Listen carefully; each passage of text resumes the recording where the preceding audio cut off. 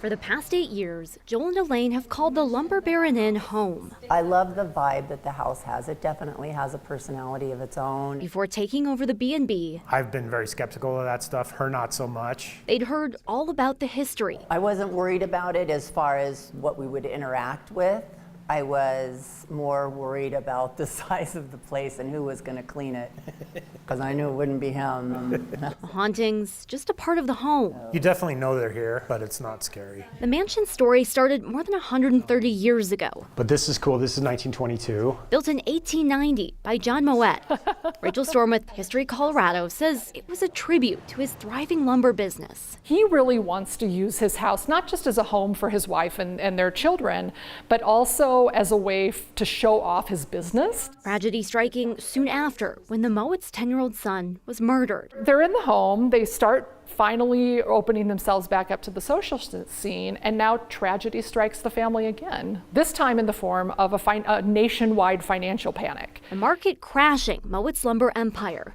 The mansion sold and split into apartments. In 1970, a young woman named Carolee Noak moves into one of the rooms. She's sexually assaulted and strangled, and at some point, most likely either during her strangulation or just shortly after, her friend Marianne Weaver shows up, knocks on the door and just walks into this tragic scene.